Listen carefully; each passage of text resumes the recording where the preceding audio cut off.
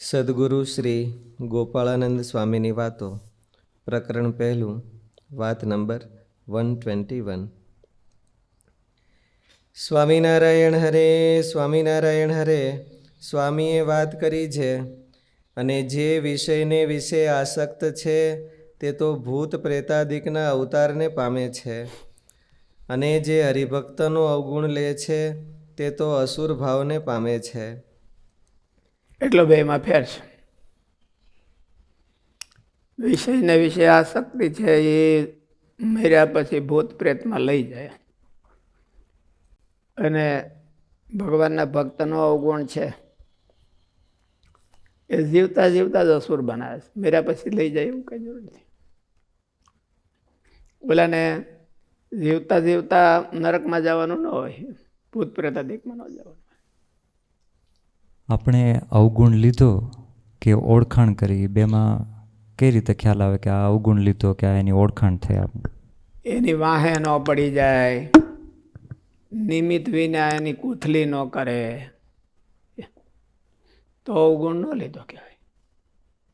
કોઈક વસ્તુ હોય તો એને દેખાય પણ એ પોતાના પ્રોટેક્શન માટે વપરાય તો એને અવગુણ લીધો ન કહેવાય.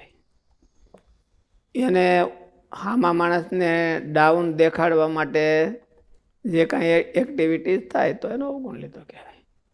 ઓળખવું તો માણસને જોઈ, ઓળખે નહીં તો ભૂલો પડી જાય અને પોતાને ખોટ જાય તો એ કાંઈ ઉદારતા કહેવાય કે અવગુણ લીધો ન કહેવાય? એવું ન કહેવાય. પણ એ કોઈકમાં એ વસ્તુ ખામી છે, એક દોષ છે, તો એની વારા ઘડીએ કૂથલી કરી રાખે, એને હેઠો એને નીચો દેખાડવા માટે મહેનત કરે તો અવગુણ લીધો કહેવાય.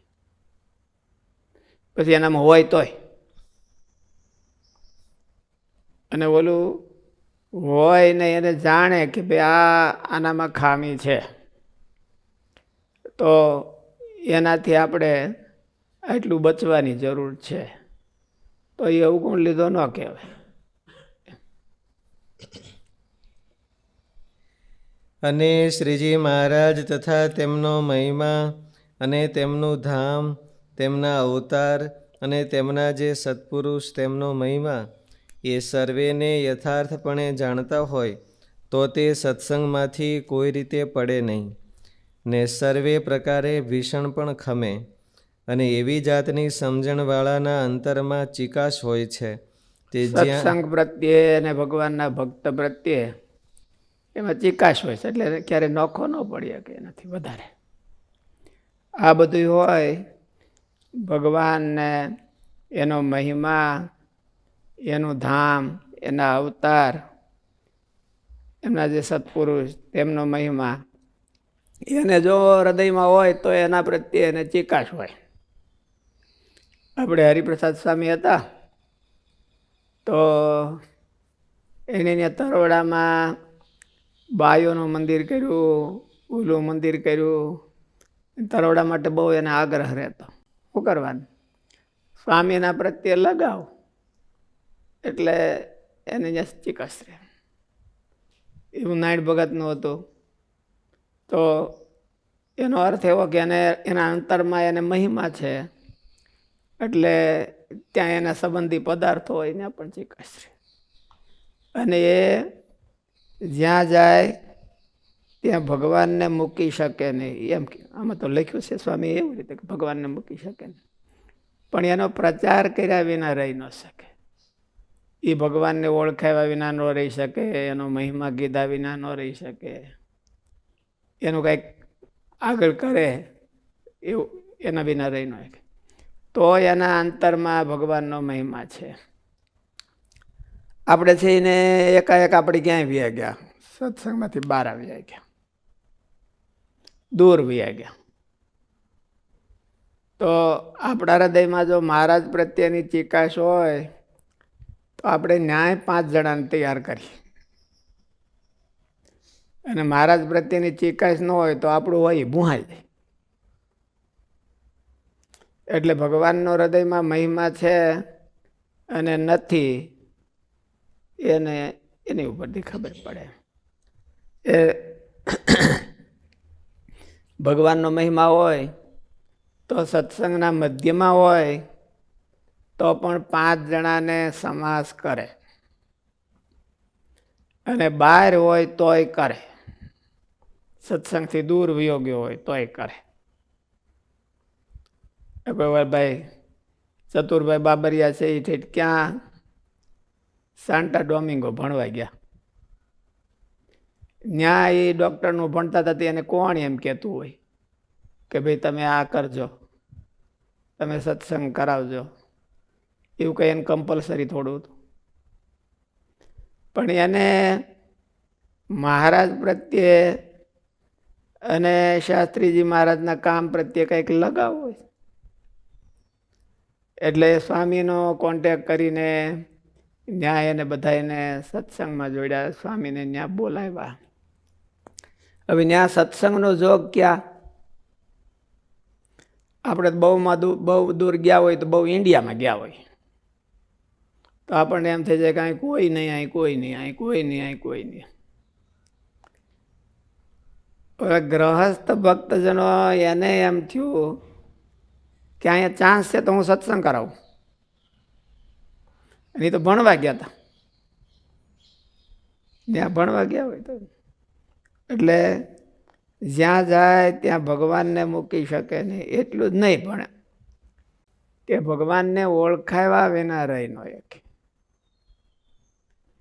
એ તો તમારા માલપા પડ્યું છે અને આ સાબિતી છે. તમે સાનું મને હંકેલીને બેસી જાઓ તો એનો અર્થ તમારામાં કાંઈ નથી દૈવત, તમારામાં કાંઈ એવું ગયું નથી, મહારાજ પ્રત્યેનું આકર્ષણ નથી કાંઈ. એટલે મહારાજનું આકર્ષણ હોય કે મહારાજમાં આપણે ચોટેલા હોય તો 5 જણાને મહારાજનો પરિચય કરાવવો જોઈએ. આપણે તો ભગવાને મોટું હરખું પ્લેટફોર્મ દીધું છે, આવીને તમને 1000 જણા પગે લાગે દરરોજ, 1000 જણા પગે લાગે ને 1000 જણા માથું નામ આવે.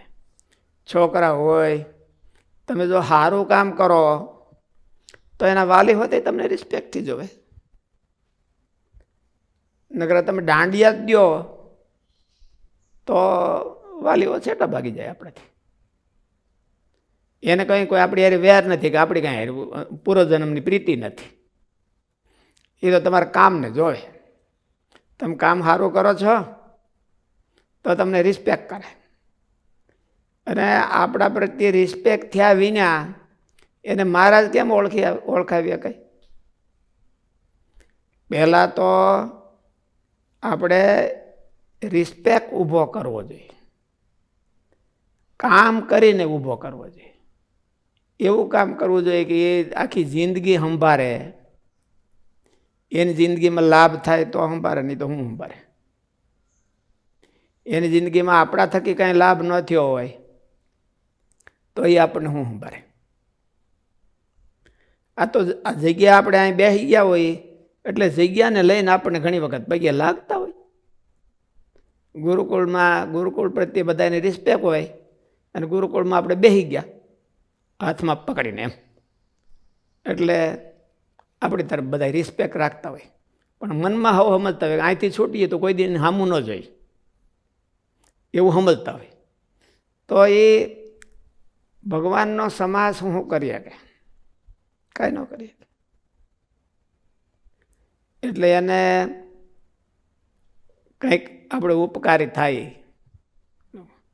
આપણને ભગવાને વાહે કાંઈ હલાડ નથી આપ્યું એટલે એટલું કામ કરવા હાટું જ આપ્યું છે. ગ્રહસ્થ હોય તો તેને એની ઉપર ઉપકાર કરવો પડે. બધા હલાડ હોય તો એમાં નવરા થાય નહીં. અને આ તો રાતને દિવસ નવરા છે, પણ આ પોતાનામાંથી નવરા ન થાય તો એનો અર્થ એવો છે કે એને ભગવાન હારે ચિકાશ નથી. ભગવાન હારે જેને જીવમાં ચિકાશ હોય કે સાધુ પ્રત્યે હોય તો એ ગમી ન જાય તો એને મૂકી ન શકે. ઉલટું એનો પ્રચાર કરે, એનું નામ વધારે, એની બ્રાન્ડ વધારે, તો એને ભગવાનમાં ચિકાશ કહેવાય. તો એને ગુરુમાં ચિકાશ કહેવાય. ગુરુએ દીધેલી ફેસિલિટી ખાઈ પીને ગદરે તો એને ચિકાશ હું ગદરવાની ચિકાશ કહેવાય.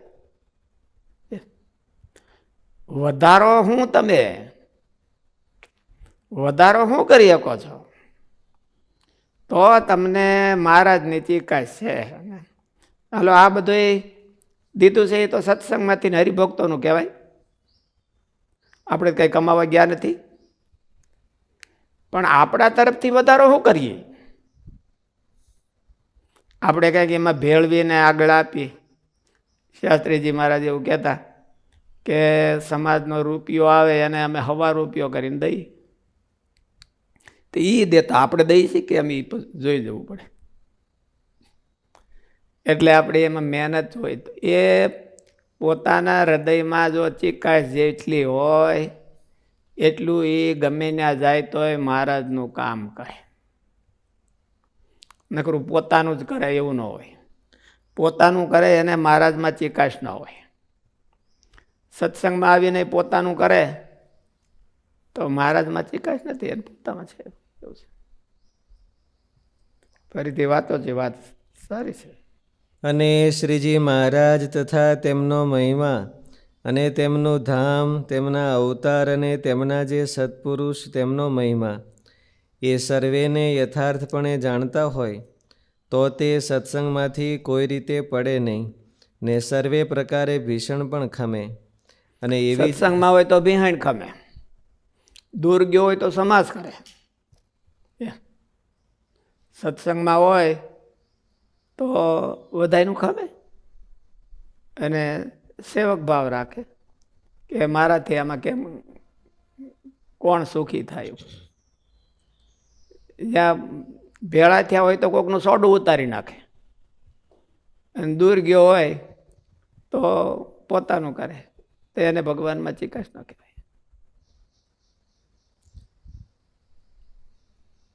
તે અને એવી જાતની સમજણવાળાના અંતરમાં ચિકાશ હોય છે, તે જ્યાં જાય ત્યાં ભગવાનને મૂકી શકે નહીં. એટલે સત્સંગથી બહાર જતા રહે એવો અર્થ નથી. દૂર હોય બહાર તો કાંઈ નહીં. બહાર જતા રહે તો એનો મિનિંગ સત્સંગ મૂકી દે. બહાર જવાનો અર્થ છે સત્સંગ મૂકી દે. સત્સંગથી દૂર મહારાજ કે બુરાનપુર ને કાશી કોણ જાય? મહારાજ વખતે તો આખા ભારતમાં સત્સંગ હતો, અને મહારાજ ગયા પછી સગવડતા વધી ગઈ એટલે ગુજરાતમાં સીમિત થઈ ગયો. મહારાજ હતા ત્યારે આખા ભારતમાં હતો. જો નિષ્કળાનંદ સ્વામી પરચા લખ્યા છે એ ગંગા પારના ને એવા પરચા લખ્યા છે, અને એના નામ હોતે લખ્યા, હરિભગતના નામ હોતે લખ્યા છે. તો એના હરિભક્તો એ સમયમાં ક્યારેક આવતા હશે, નિષ્કળાનંદ સ્વામી એની પાસે જાણ્યા હશે. ગૂગલમાંથી ગોતીને નથી લખ્યા કે કંઈ, એ ગૂગલમાંથી ગોતીને લખી દે કે હાલો ભાઈ આ એ બધા આવતા હશે ત્યારે જાણતા હશે. તો ક્યાં એને બધાએ સત્સંગ કરાવ્યો? તો એ સત્સંગથી બહાર ન ગયા કહેવાય, એ સત્સંગથી દૂર કહેવાય. કે મહારાજ હોય ત્યાંથી દૂર વ્યા ગયા હોય, પણ મહારાજ તો બધાને મોકલતા જ એવી રીતે. પછી સગવડતા થઈ ગઈ આપણે એટલે હવે ઘેરે બેઠા સત્સંગ કરાવીએ, બહાર ક્યાં જવું?